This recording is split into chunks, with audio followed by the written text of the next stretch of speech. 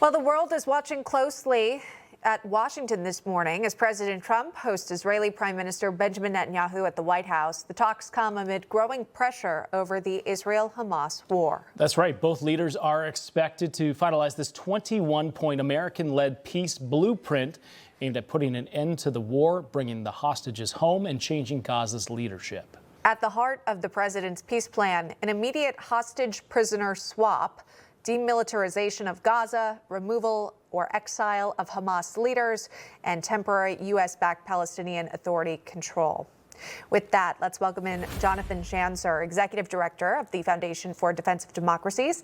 Lizzy Savetsky's here as well, pro-Israel activist, recently attended an event with Netanyahu after his UN General Assembly speech. Welcome to you both, and thanks so much for coming on.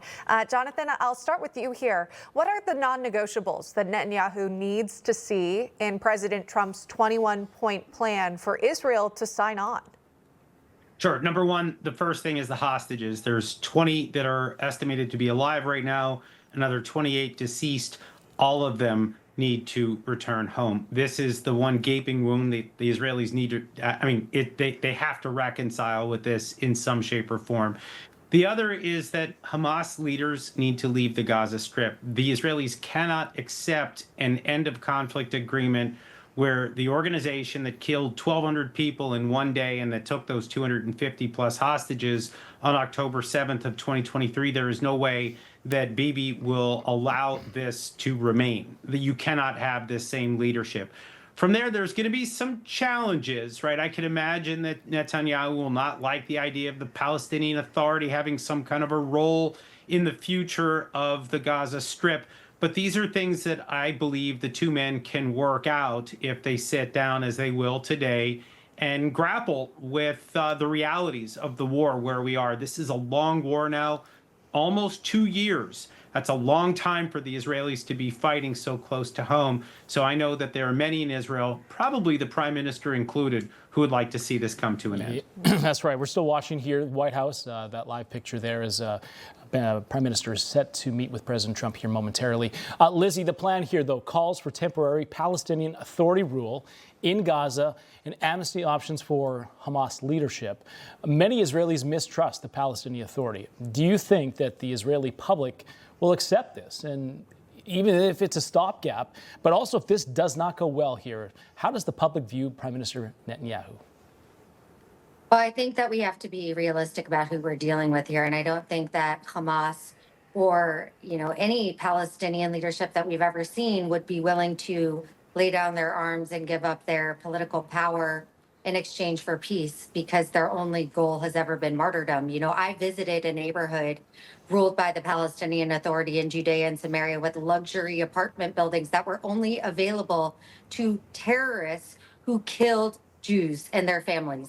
They are rewarded. The Palestinian Authority has this program called Pay for Slay, where they reward terrorism. So I don't know how anyone could be comfortable with them being the so-called moderate temporary leader here. This is, they're really, in my eyes, not much better than Hamas.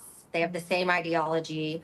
And we're talking about, this is a group of people who have been ruled by radical Islam for decades and decades. So I'm skeptical, to say the least, Sure. If this is just going to be another temporary peace deal that leads to ultimately more war and more death. Especially because we've seen efforts to bring aid into Gaza, and yet that has been disrupted many times again by local leadership there. Let's talk about what was also discussed at the UN just last week. Netanyahu hinting that an Israeli victory could expand President Trump's Abraham Accords. President Trump has called for more peace in the region. Here's part of that conversation. Victory over Hezbollah has made peace possible with our two Arab neighbors in the north. Victory over Hamas will make peace possible with nations throughout the Arab and Muslim world. Our victory would lead to a dramatic extension and expansion of the historic Abraham Accords, which President Trump brokered between Arab leaders and myself 5 years ago. Jonathan, what could this really look like? There's a lot of opportunity right now, and I think Netanyahu has got his finger on something hard to deny. First of all, Syria, they're already talking about a possible security arrangement with Israel, which could yield eventually a normalization agreement. If things continue to go even somewhat positively in Lebanon, if we see the eradication of Hezbollah, it's already a weakened terror group. If it is actually finally sidelined, I could imagine normalization with Lebanon. The Saudis have long been in line for a possible normalization agreement. This is something that Donald Trump has had his eye on now for 5 years and counting. He sees this as unfinished business. And I think the Saudis, if we're to be honest, they're already normalized with Israel. They just haven't done the handshake on the White House lawn. But then after that, it gets really interesting, too. You saw the leader of Indonesia get up at the United Nations, and he declared openly, he said that there is no peace in the region without security for Israel, and he ended his speech with the word shalom, which means peace in Hebrew. This is the most populist Muslim nation in the world, 200 million people. This is a country that also could go the way of normalization. So I think Benjamin Netanyahu understands exactly what's on the table here. It's yet another reason why ending the war on the right terms is exactly in his interests and why he's taking this meeting today with Donald Trump. Yeah, and whatever is discussed here, Hamas would still have to endorse that deal. But President Trump, he did address at the UNGA, and he blamed Hamas for blocking peace and warning that unilateral recognition of the Palestinian state would reward terrorism. He's brought that up several times. Take a listen. As everyone knows, I have also been deeply engaged in seeking a ceasefire in Gaza. Have to get that done. Have to get it done. Unfortunately, Hamas has repeatedly rejected reasonable offers to make peace. We can't forget October 7th, can we? Now, as if to encourage continued conflict, some of this body is seeking to unilaterally recognize a Palestinian state. The rewards would be too great for Hamas terrorists for their atrocities. This would be a reward for these horrible atrocities. And Lizzy, that was something that Netanyahu also addressed. He said this is about a fight for Jewish statehood rather than giving a Palestinian statehood. Your thoughts? You know, I can't help but think of the words of Prime Minister Golda Meir, who said, "You cannot make peace with someone who has come to kill you." It's not just about the reward. It's how would it even look? I mean, we're talking about a group of people. Their only ideal that they've ever had is the destruction of Israel.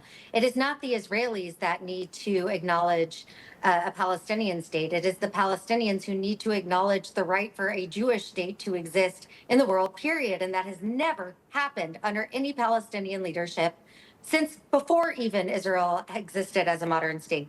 Right. So, you know, they've been offered a two-state solution. They've been offered peace deals, land for peace exchanges multiple times. They've never accepted it because they simply don't want the Jewish people to exist in the region at all. And that is really the bottom line. So people just need to acknowledge reality that it's not Israel that's blocking the way here. It is the Palestinian leadership. Right. And more broadly speaking, we heard from Netanyahu last week saying it's hard to recognize terrorist organizations that chant death to Israel and also death to America and try to go at it from a realistic negotiation point. We'll watch and see what happens. Jonathan and Lizzy, thank you very much for joining us here today.